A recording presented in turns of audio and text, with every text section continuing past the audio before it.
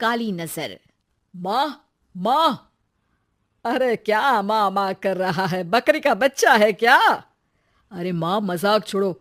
मुझे फाइनली वो मेन चौराहे वाली दुकान मिल गई है। अब देखना, आपका बेटा दुगनी स्पीड से पैसा कमाएगा। ओफो, ये क्या? मेरी ऑनलाइन मेकअप क्लास चल रही है। इतनी जोर से क्यों बोल रहे हो आप दोनों? अरे मेरी धर्म पत्नी जी, मेकअप क्लास बाद में करना। वो चौराहे वाली दुकान मिल गई है हमको। अरे वाह! रुको, मैं अपनी माँ को फोन लगाकर बता देती हूँ। अरे मैं भी अपने रिश्तेदारों को बता देती हूँ। कितनी खुशी की बात है। हाँ हाँ, मैं भी अपने दोस्तों को बता देता हूँ। 1 हफ्ते बाद रजिस्ट्री है।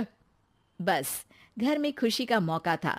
उन तीनों ने अपने अपने फोन उठाए और लोगों में बात फैलाना शुरू कर दिया। और रही सही कसर, श्वेता बहू ने अपने पड़ोस में सबको बताकर कर दी। अरे वर्मा आंटी, अब हम भी जल्दी कार ले लेंगे। घर का रेनोवेशन होगा और ठाट से रहेंगे हम भी। अरे, ऐसा क्या हुआ? लॉटरी बाटरी लग गई है क्या? अरे, इस बार चौराहे वाली मॉल में हमको भी दुकान मिल गई है। दुकान नंबर 21, जो एकदम चौराहे पर है। अब ग्राहक बढ़ेंगे तो आमदनी भी बढ़ेगी ही ना। अरे वाह, कितनी खुशी की बात है। मैं बहुत खुश हूँ तुम्हें इतना खुश देख के। बाकी एक बात कहूँ, सबको मत बताते फिरना। किसी की नजर लग जाएगी तो खुशी की खबर वापस लौट जाएगी। हैं? ऐसे थोड़ी ना होता है। अब डरा रही हो। अरे सही कह रही हूँ। काली नजर कहते हैं इस चीज को, जब आप किसी को कुछ बताओ और वो काम बिगड़ जाए। अरे लेकिन मैं तो। तुमने सबको बता दिया ना? हाँ, फोन लगा लगा के। अब बच के रहना। काली नजर बड़ी खतरनाक होती है। श्वेता इतनी खुश रहती है कि वो वर्मा आंटी की बात पर ध्यान ही नहीं देती, जबकि पड़ोस में और भी लोगों से खुशी की खबर शेयर करती रहती है। अगले दिन राजेश बहुत दुखी होकर घर आता है। अरे बेटा, क्या हुआ? मुंह क्यों सूजा हुआ है? मधुमक्खी ने काट लिया क्या? माँ, वो दुकान किसी और के पास चली गई। किसी ने ज्यादा भाव लगा दिया। अरे पर बात तो आपसे हुई थी ना उस दुकान वाले की। हाँ, आज मैं टोकन अमाउंट देने गया था, तब मुझे पता चला। कोई आकर सुबह मुझसे पहले ही ज्यादा अमाउंट दे गया। काली नजर। क्या? क्या कहा? वर्मा आंटी ने समझाया था कि किसी को बताना मत, वरना काली नजर लग जाएगी। अच्छा, तुम्हें उनकी बात मान लेनी चाहिए थी।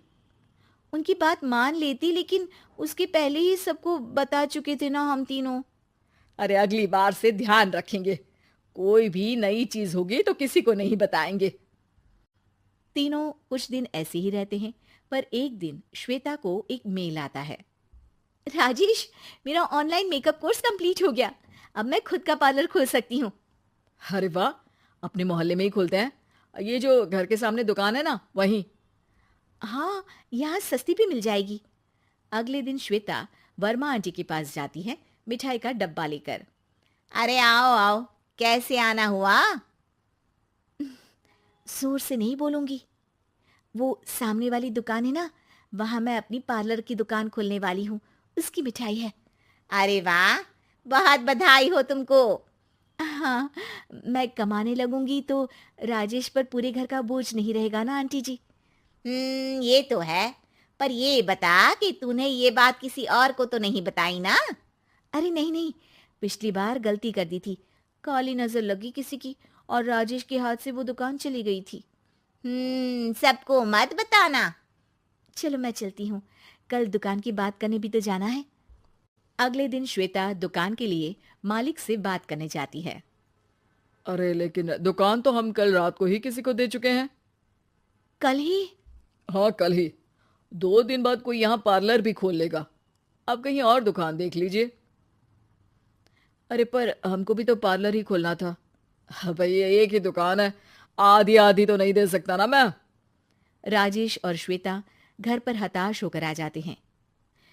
इस बार तो किसी को बताया भी नहीं था। अब किसकी काली नजर लग सकती है?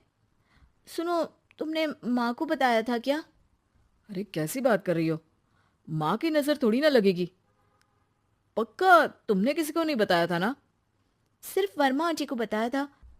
उन्होंने ही मुझे किसी को नहीं बताने को कहा। अरे यार, तुम भी सही हो। मेरी माँ को नहीं बताने को कह रही हो, पर वर्मा आंटी को बताना तुम्हें जरूरी लगा। अरे वर्मा आंटी ने ही तो काली नजर के बारे में बताया था ना। वो हमेशा हमारा भला ही तो चाहती हैं। मेरी माँ भी हमारा भला ही चाहती है। अरे पर चिल्ला क्यों रहे हो? बात नहीं कर सकते क्या आराम से? नहीं आता वो आराम से बात करना, और करना भी नहीं चाहता हूं मैं। दुकान जाने का दुख गुस्से में बदल गया था और राजेश और श्वेता में बात बंद हो गई थी। 2 दिन बाद मोहल्ले में पार्लर का इनॉग्रेशन हुआ, जिसमें मोहल्ले के सभी लोगों को बुलाया गया, पर श्वेता, राजेश और माँ नहीं जाते। माँ, अंदर आ जाओ, क्या देख रही हो? अरे नया पार्लर देख रही हूं अपने आंगन से। देखो, माँ को दूसरे का सुख देखने में कितना मजा आ रहा है। मेरा दुख नहीं दिख रहा इन्हें। यहाँ मेरा पार्लर भी तो हो सकता था। अरे चुप रहो यार, हर बात में लड़ाई क्यों ढूंढ रही हो? राजेश और श्वेता फिर बहस करने लगते थे। तभी माँ ने दोनों को बाहर बुलाया। अरे जरा देखो तो, दुकान चलाने वाले का बोर्ड पर नाम क्या लिखा है? श्रुति वर्मा।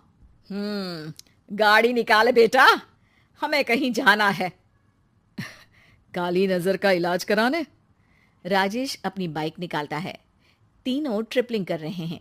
माँ राजेश को उस मॉल वाली दुकान पर लेकर जाती है जहां राजेश अपनी दुकान खोलने वाला था। यही दुकान लेना चाहता था ना तू? हाँ, पर इनको भी दुखी करने लेकर आई हो क्या यहाँ पर दुकान दिखाकर? वहां काफी नहीं था? अरे श्वेता, थोड़ा सब्र रख, अभी पता चलेगा कि हम यहाँ क्यों आए हैं। बता, इस दुकान चलाने वाले का नाम क्या है? अनुपम वर्मा। कुछ समझ में आया? वो दुकान वाली श्रुति वर्मा, ये दुकान वाला अनुपम वर्मा, और हमारे पड़ोस में हमने उस दुकानों के बारे में बताया किसको था?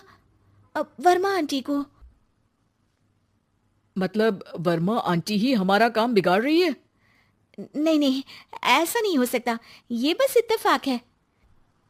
राजेश अपना फोन निकालता है और श्रुति वर्मा और अनुपम वर्मा के नाम फेसबुक पर सर्च करता है, जहां ये दोनों ही वर्मा आंटी के रिश्तेदार होते हैं। श्वेता को समझ में आ जाता है कि वर्मा आंटी की ही नजर काली नजर है। अब क्या करना है? कोई भी खुशी की खबर हो तो काली नजर से बचना है, यानी वर्मा आंटी से बचना है। अरे पर मुझे ये समझ में नहीं आया कि वो हमारे साथ ऐसा क्यों करेंगी। अरे बेटा, एक सीख है, दूर के आदमी को आपकी तरक्की से कम परेशानी होगी, पड़ोसी को ज्यादा। दोनों माँ की बात में हामी भरते हैं और अगला काम चुपचाप करने की कसम खाते हैं, ताकि आगे से वर्मा आंटी कोई काम ना बिगाड़ सके।